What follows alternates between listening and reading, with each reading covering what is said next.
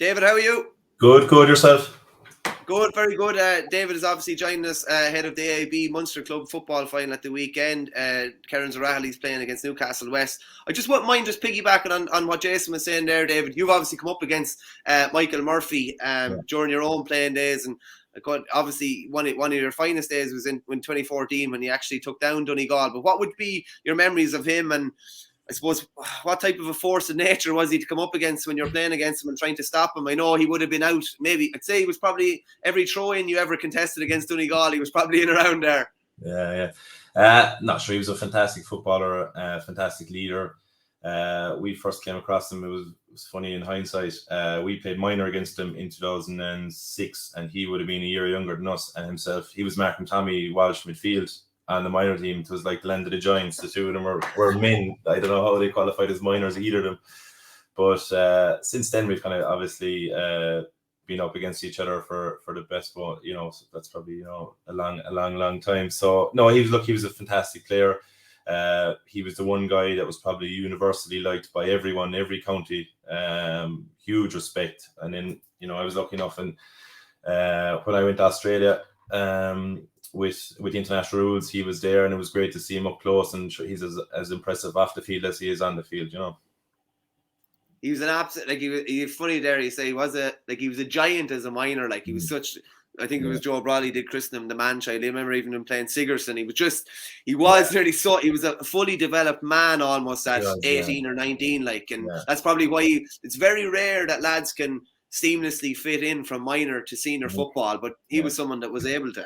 And especially back then, because that was kind of pre the days where, well, certainly down here, it was pre the days where you have a gym program flat out from the minute you get in really under 12s or whatever, the S&C, it just was a different era. A lot of that time people were maybe a bit slower coming in the sense that when they came into the senior setup, took a couple of years to adjust because they hadn't the bank of strength conditioning. Where now a lot of the guys coming in, I see some of the gym sessions and stuff that the Kerry minors and the Kerry 20s and stuff are doing, and it's so far ahead of what we would have been doing at the time. Most people were doing in the country. I think it wasn't just a Kerry thing. I think it was just that was the times, Yeah. Did you ever, just to move back to the club for a minute, did you figure that you'd still be going at this time of the year? It was probably a hope more so than anything. But I hope. I suppose you'd think we'd be there every year, but sure, we haven't been here in about 13 years or something like that. So, I suppose there's no idea. You go out every year thinking and hoping it should be there, but I know it is great now that we are. So we're all looking forward to Saturday. You were only a young fella, probably in college, I think, even at the time when you contested your last Munster final, 09, I think, was it? Yeah. So I'd have been 21 or whatever. Yeah.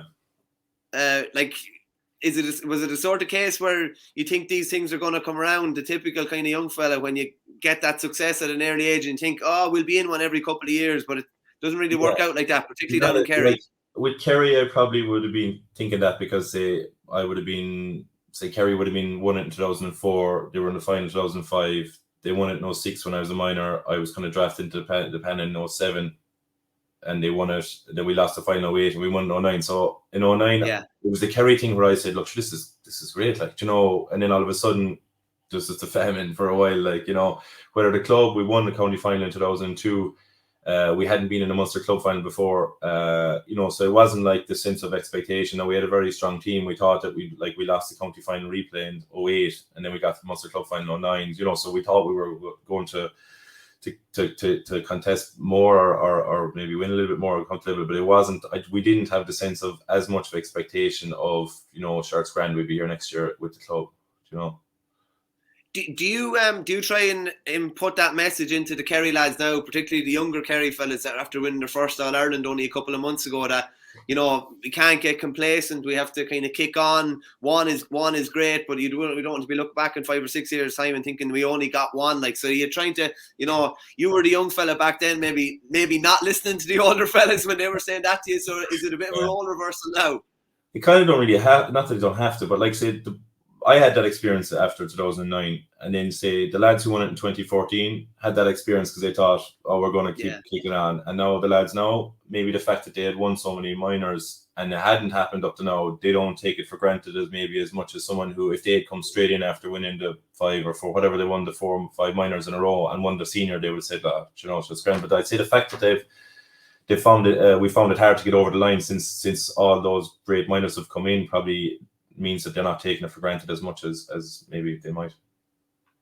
Just on the weekend in particular, like I think we said it on the show. I think you were beaten by a cumulative of like 35 points. I think in the Kerry football championship. Yeah. How did you manage to, I don't know, keep the train on tracks for the club championship when that came around then? Because it can be a difficult thing, be a bit of a demoralising kind of a thing. But you managed to keep the train on the tracks. I think it was Temple you beat in the club final. Then was that a difficult thing? Was morale low at different stages? Like the 35 points thing is a little bit false in the sense that the last game was the group stage where both teams were gone. They couldn't qualify, and like say we had played maybe 7 or 8 games in about 8 or 10 weeks. So anyone who was not any fellow who had played a long season, none of us played in the game. You know, so it wasn't like the Kerry game, the Dingle game, where we were just well beaten by a better team. We were just obviously we're missing Tommy, we're missing Conbert, we're missing a few players which would have been key to us, progressing or whatever for those games. And we'd come off the back of a hard club championship game where we were in the group of Crokes and Temple Low and Stacks.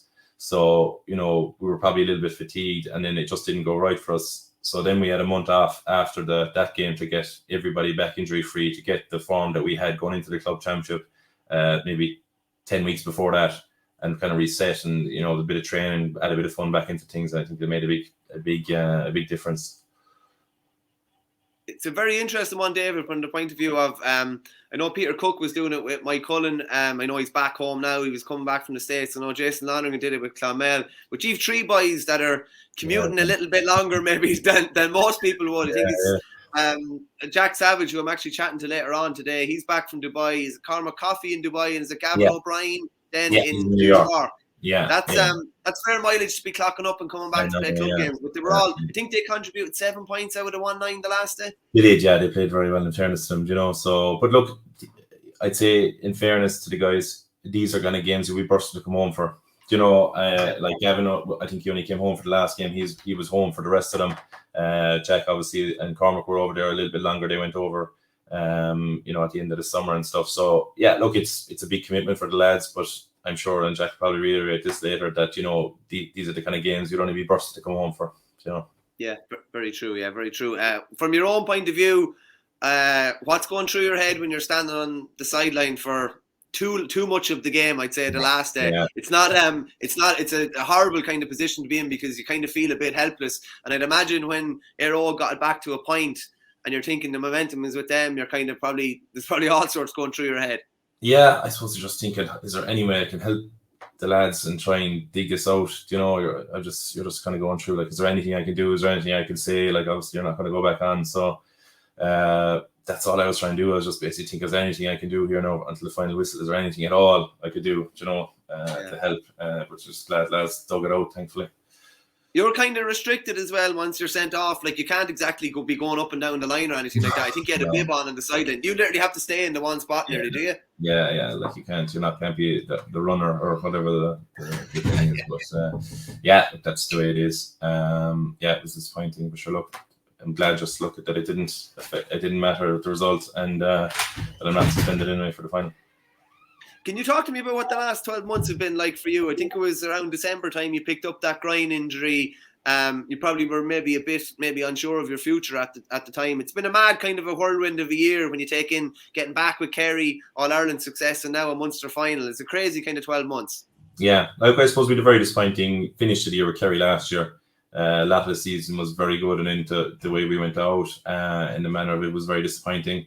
And then to go on a very good club run in the county championship and get to the final was brilliant. And then we did 2 Tralee teams, so that was really exciting time here in town. And then obviously the final didn't go well. I was injured straight away, and since then I had a lot of rehab and get back, and we did a brilliant year with Kerry. It was a different year for me in the sense that it was you really got young guys driving it on. It was their team, and I was really enjoying being part of that. And lending whatever small bit of help I could, and obviously just trying to play as well as I could. And then to come in then and keep it going with Kerry or with my club, and so it's been a brilliant year since for the calendar year 2022. Obviously we were a little bit disappointed before last year, but yeah, it's been great. It doesn't feel like it's been a long year really, because we've been winning. But I suppose look, at the end they were in a final on Saturday, and that's all I'm focused on now, as opposed to looking back. Did the injury kind of give you a bit of time out maybe that you needed as well after having a kind of a long season last year? Like, maybe it's wrong to say, but was it a blessing in disguise in some way? Did it get you re-energized, refreshed, and not necessarily hungry for it again, but you probably missed a good bit of training and were able to come back in at a nice time for an older player? It is probably maybe a better run to have. Yeah, it's funny because, like, if you take time out, well, for me anyway, if you take time out, just if I, like, say I didn't come back into the league final, so if I just taken time out and try and train on my own to keep fit, well, then you're kind of saying, you know, am I doing enough, or am I still, the lads are ahead of me, where am I at the pecking order? And then if you go back in, you're saying at this stage, well, am I going to stay injury free? Am I going to last a year? This kind of stuff. Whether you're injured, you have no kind of mental baggage like that. It's just, you just have to go do your rehab program, and you have no choice. Do you know what I mean? So it was probably easier mentally that way, that I just literally was in the Kerry setup, but I obviously wasn't on the field for a long time, just doing your rehab, and, you know, under the, you know, really, really good medics and strength conditioning guys, you know, and look, thankfully it worked out. What the lads often say, one of Jack O'Connor's best attributes is his man management. Did you find that with him? You were obviously injured when you came to him, but he obviously managed you quite well as well. Yeah. Like, he's a real, you know, he's the bigger picture. And like, Jack was our club manager in 2008, and he was the Kerry manager while I was there. You know, so I knew Jack probably better than a lot of the lads, even though they were played minor under him, because I'd known him for years. So it wasn't like I was coming in, meeting someone I never knew before, trying to build a new relationship. Yeah. Like, he knew me, I knew him. So it was probably easier in that sense to work with, you know. But no, it's like the lads last year, and obviously Mike Quirk being on the management team as well, who's a very close friend of mine. You know, at no stage did I feel like, geez, the lads are against me or anything like that. It was, you know, it was good. They did anything. Now, I wanted to be part of it, and I was willing to do everything else. So it wasn't as if I was, you know, swimming against the tide or anything like that. But they were very accommodating, and, you know, everything they did was very measured. And everything that generally is the case with Jack, he's very measured. It's, you know, he doesn't get, you know, too excited or too. He's very, very level, very cool all the time, really.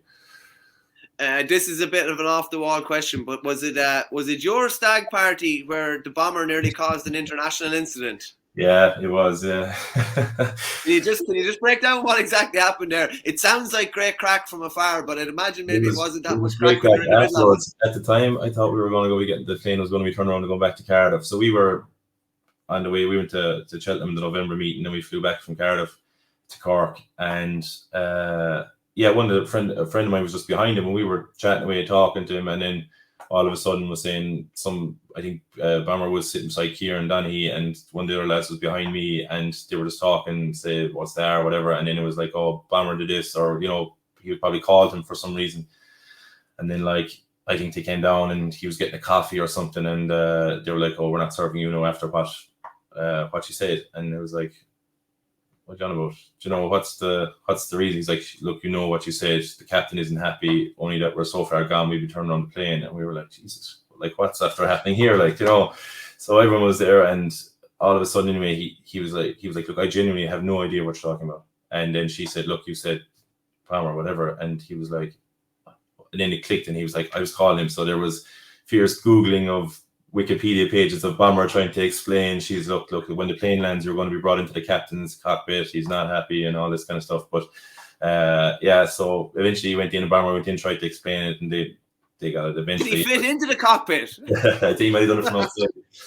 So, and then sure, when we came down, then obviously the guards or whatever, the security in the Cork, so they came up and they saw it, and they knew straight away what was after happening. But it was funny. You wouldn't say funny afterwards, but at the time I was like, oh, where's this going? But it got plenty of coverage. Yeah, an unusual way to finish a weekend anyway, definitely, without doubt. David, I know you were chatting to the written media and the online journalists over the last day or two as well, but like, have you thought much about what you're going to do for next year? I know all teams are back training now at this stage. Have you had a conversation with Jack, or do you know where you are for I spoke to Jack about a month or 6 weeks ago, and it was mainly just looked at. I was going to keep playing with the club as long as we were in. I wasn't going to decide anything properly until Christmas. And that we talked to him, and I spoke to him recently. He said, "Look, we'll have a chat soon after the club." That was kind of where I left it. At some stage, I'm going to have to do a proper pros and cons, and see if I still can add something to the team, and if it fits in with my personal life. They're the two things. We're due a second child in February. There's a loads of other factors apart from football that I need to consider that have to be up there in terms of priorities. So no, I haven't gone there yet or whatever. So I'm in no rush. How do you find actually? It's funny. On holidays anyway, so yeah. How do you find it? Yeah, it's a funny one when you're looking at, I think you're 34 now, and you're looking at some of the lads rocking into the Kerry squad and they're 20, 21, and it's a completely different, you've a completely different outlook on life. You completely different things going on in your life than, it's basically what you were when you're around 2009 or that, but there are so many other variables that you have to take into account when you get of a certain age, when you're married and you have kids, houses, all that kind of crack that... I think it's a lot what Lee Keegan was talking about. We're kind of still unsure about his future. And he's just saying, does football become less of a priority? I'm not saying it in a bad way, but that you're forced to think about it less because you have so many other things going on in your life. Yeah, it is. It does. No, it's hard to, because it's not like intercounty football isn't a hobby. It's a way of life more than anything. It's not like that you pick up or choose can go training or not go training or whatever. It's a real structured environment. It's very intense. Your whole world is revolving around training sessions, about performance, about all that kind of stuff. So it's very hard to say that it doesn't mean as much to you, or that you're going to focus more on other things. It's just harder to juggle everything. That's what I found, and I suppose that's the beauty about a panel. You've guys at a huge different stage of the journeys. I remember Tommy was saying to me last year, it was funny, we were doing something, and you'd listed date of births, and he was there to me. Are the lads born in 2000s getting as much of a kick out of us being born in the 80s as we are being born in the 2000s? But so I think it's just, and it's great to see different fellas coming out of college, guys in their mid-20s. Doesn't too many fellas know my age, but can I ask you actually just before I let you go, last question, because you mentioned Tommy there.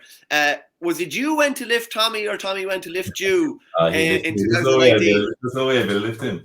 And is that something, because we often chat about it after, was that something that was sporadic, as in that moment in time where you're thinking, we'll try and get a few extra inches like Darragh O'Shea standing on the line back in that Munster final back in the day, or is it something that you talked about beforehand, or a rugby play that you'd worked on at some stage during your younger days? Yeah, no, we both would have played rugby and flee, but it would have been a case of, we would have said, I'd say before, we would have said could you do this or whatever, and then I hadn't thought about it, and he just said, if I'm going to lift you here now, if this is close or whatever, and then we just turned on to ask the umpire, and he was like, I don't, like I said, are you going to blow for your hat? And they said they're not. So, but as long as you weren't shaking the goalposts, it's not too bad. I think you're not allowed to shake the goalposts from now on. But I think they haven't outlawed somebody lifting somebody else yet. So we'll see if that's a rule change that comes in over time. But David, thanks a million for joining us.